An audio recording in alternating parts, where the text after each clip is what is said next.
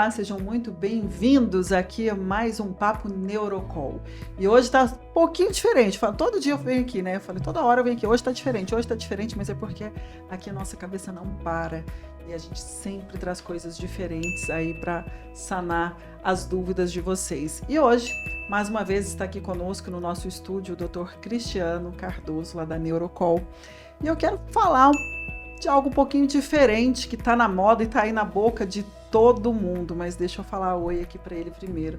Tudo bom, doutor Cristiano? Tudo como bem? Vai? Prazer estar aqui com você de novo. Pois é, eu aqui te bombardeando de perguntas todas as vezes. Por falar nisso, nós temos uma pergunta aqui de uma pessoa que acompanha a gente aqui, que é a Flávia, aqui da cidade de Goiânia, lá do bairro Jardim América.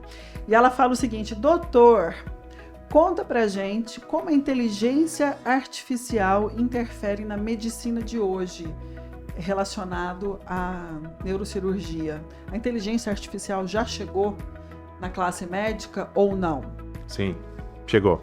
Chegou para ficar, né? É um instrumento que a gente usa, que você... Bom, vamos lá. A inteligência artificial, ela consegue concatenar uma série de informações que é alimentada para o computador, para aquele software, e ele vai poder nos fornecer um aparato de alternativas para aquele paciente. Então, protocolos, guidelines, tudo isso, um computador é capaz de te oferecer a um clique qual que é o melhor caminho para você seguir no tratamento de uma doença complexa.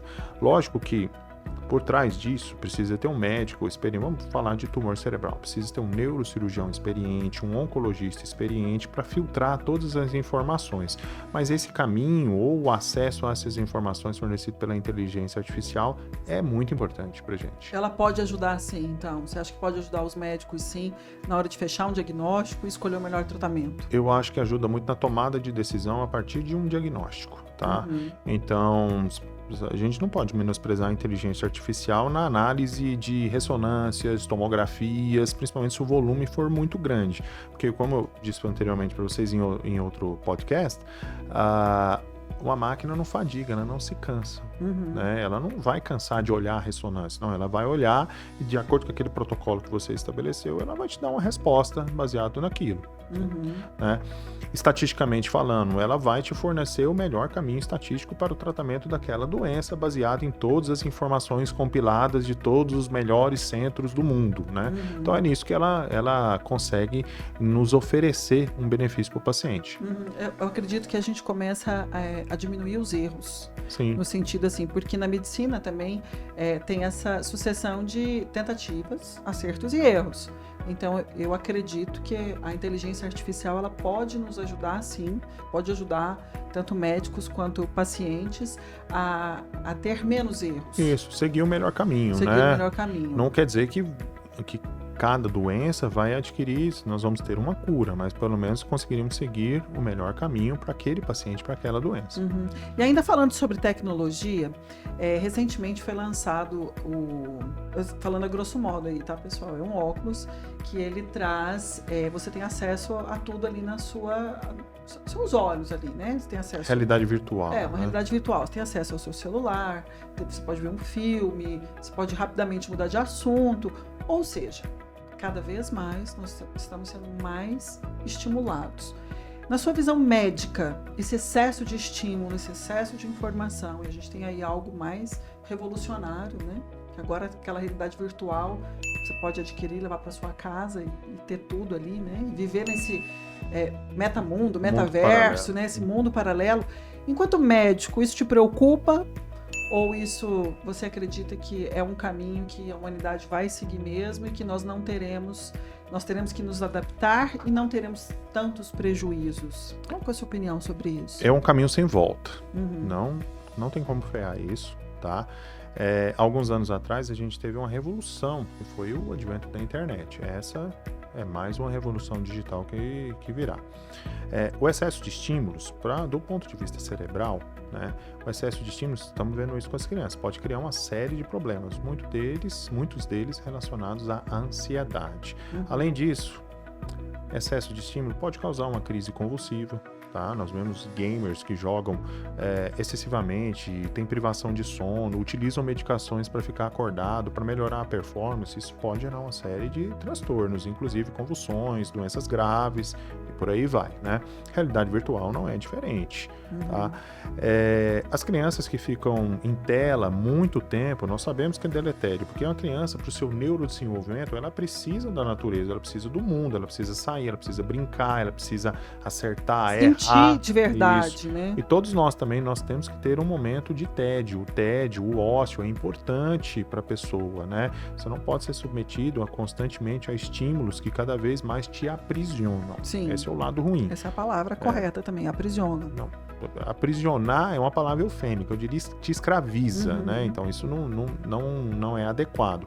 Mas tem a coisa boa também, né? Porque você pode visitar lugares onde você não tem o mínimo acesso, você não tem condição financeira, você não, por uma questão de tempo você não pode ir, é uma coisa boa, né? Em relação à medicina, que você estava me perguntando, há infinitas possibilidades de treinamento através da realidade virtual. Um médico, né, que muitas vezes demorou muitos anos para adquirir uma experiência em um determinado tipo de cirurgia, através de realidade virtual, ele pode simular uma cirurgia. Sim. Assim como um piloto simula num simulador de voo uma viagem daqui até Paris, eu posso simular uma cirurgia de coluna, uma cirurgia de crânio complexo e refinando minha técnica para quando eu for ser submetido a um paciente de carne e osso que tem aquele problema, a minha técnica esteja apurada e eu consiga resolver o problema do paciente.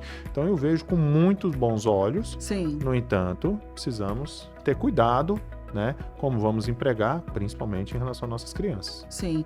Então, e outra pergunta, muito tem se falado, né, mito ou verdade, depois do advento aí da tecnologia na palma da mão, e a gente está falando aqui das nossas crianças, elas aí o tempo todo sendo hiperestimuladas e recebendo informações. Já há quem diga que essa geração que está se desenvolvendo, que o QI delas já é inferior aos seus pais. Você acredita nessa teoria ou isso não passa de Não, acredito. besteira? Você Não, é acredita? verdade, porque minimamente hoje as crianças e muitos adolescentes, eles não têm condição de fazer operações matemáticas sem ajuda de tela ou sem ajuda de calculadora. Então, isso mudou, né? O conhecimento, ele se torna muito superficial se você tem acesso a muitas coisas ao mesmo tempo, você não vai reter. Existem estudos científicos muito sérios, inclusive do Ministério da Educação da Alemanha e dos Estados Unidos, que mostram que você aprende muito mais quando você escreve o que você está estudando, ao invés de você só ler na tela ou assistir um vídeo pelo YouTube. Então isso é real, tá? Então se os nossos estudantes estão estudando só através de computador, estão deixando de escrever, é óbvio que eles vão reter muito menos, tá? Isso tem acontecido, os estudos mostram isso. Então a gente não sabe o que será das próximas gerações em relação a essa demanda livre de tecnologia. Nós estamos já num caminho, mas a gente não sabe como é que isso vai impactar ainda no ser humano daqui 20, 30 anos. Não sabemos, mas é muito difícil, ou eu diria impossível, quando surge uma nova tecnologia, a gente se encanta com todos os benefícios e só vai descobrir os malefícios depois de algum tempo, né? Óbvio que inteligente que somos, vai haver uma regulamentação em relação ao uso disso, especificamente em relação a crianças ou educação. Mas isso demanda um tempo, nós vamos ter que fazer ajustes. Como tudo, né? Tudo Como que tudo nós na vivemos até hoje, né?